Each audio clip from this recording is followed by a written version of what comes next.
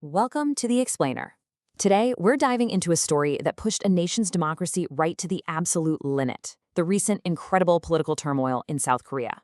We're going to unpack all of it, the politics, the religion, and the deep historical fears at play. Okay, so here's how we're going to break this all down. First, we'll look at the crisis itself, what actually happened. Then, we're going to zoom in on the role of far-right Christianity. From there, we'll get into the weeds of that tricky line between politics and religion. And finally, we'll explore a potential path forward, from fear to community. All right, so to really get a handle on how we got here, we have to rewind the clock back to a few absolutely critical days in the winter of 2024. This is when the country was thrown into a constitutional crisis that nobody saw coming. I mean, just look at the speed of these events. It is absolutely staggering. You see a president declare martial law for the first time in 45 years, and just hours later it's repealed because citizens and lawmakers flooded the Capitol.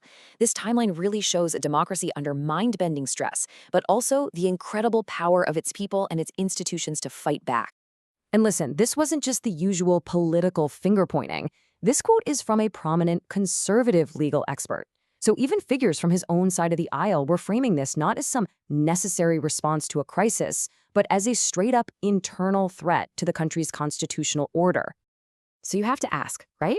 How on earth does a modern, vibrant democracy get to this point? Well, a crisis like this just doesn't appear out of thin air. It was really fueled by years of deep, simmering societal divisions and some very organized political movements, which brings us right to our next section. To really understand the political landscape here, we need to zoom in and look closely at a really powerful and organized block of supporters, far-right Christian groups. But let's be clear about what that term actually means in the Korean context. Now, this is super important. The sources we're looking at are very careful to draw a line here. In modern Korea, conservative and far-right are not the same thing. The term far-right points to a specific ideology that's seen as much more radical. And this chart does a fantastic job of showing why you can't just copy-paste the American definition onto the situation in Korea. The movement there is way less focused on the culture war issues and much more on a foundational ideology of anti-communism and the direct pursuit of political power. We're even talking about creating their own political parties from scratch. And this right here, this is the absolute key to understanding the whole thing. This isn't just about modern politics. Its DNA was forged over 70 years ago in the trauma of the Korean War. That conflict created this potent mix of nationalism, religion, and a very specific worldview. So you might be wondering, how does this movement seem so massive and influential online? Well, a lot of the research points to something called the 1% rule. It's pretty wild. You have this tiny, tiny fraction of online users, sometimes less than 1%, generating the vast majority of comments. It creates this powerful illusion of a huge consensus. And it's incredibly effective at mobilizing followers. Okay, so when you have this level of intense political activism aimed squarely at grabbing the levers of power, it naturally leads to a really tough and fundamental question about the separation of church and state. But is it really that simple? Is any religious involvement in politics a problem? Well, the sources here suggest we need to draw a much more careful distinction. The whole point of separation isn't to completely silence religious voices from public life. Think of it like this. There are two totally different roles religion can play.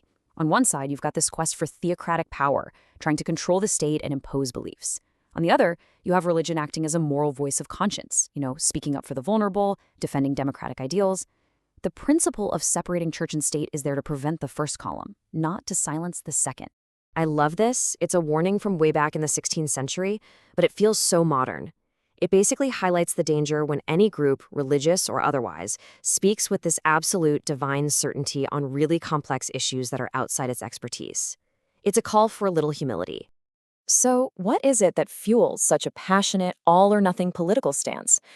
The analysis we're exploring suggests that when you dig down deep, it comes down to one powerful, overriding emotion: fear. You see, this isn't just a political problem, it's a psychological one. The idea is that the deep, unresolved trauma of a war doesn't just vanish. It can get passed down through generations, creating this background radiation of anxiety that makes people more receptive to a strong man who promises safety and order. And to see how you might address this, the research points to a fascinating case study from post-war Europe. So this theologian, Prinz Lienhard, he didn't go into this French town and start debating politics. Instead, he treated the town's far-right politics as a symptom of a deeper historical wound. By creating a space where people could actually talk about their painful memories of war and economic decline, he began this process of healing that actually reduced fear and, in turn, the appeal of extremism. So, what's the alternative to a politics driven by fear? The sources propose this idea of a community of care, and they argue that a blueprint for this kind of community can be found in some really ancient biblical texts, offering a powerful counter-narrative to fear and exclusion. Now, the core logic here is really profound.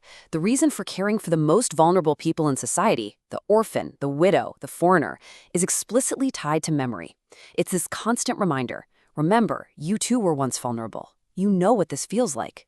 Empathy isn't just a nice idea. It's rooted in the memory of your own past suffering. And this is where it all lands. This totally reframes the debate, doesn't it? It shifts the whole focus away from loyalty to a political party and toward a consistent set of ethical principles, caring for the poor, welcoming the stranger, and building a community based on empathy. It's about principles over partisanship.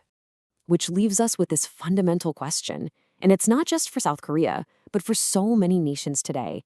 In an age of such deep division, can communities of faith become healers of these historical wounds, or are they destined to just make them deeper? It's the question of our time. Thanks for joining us on The Explain.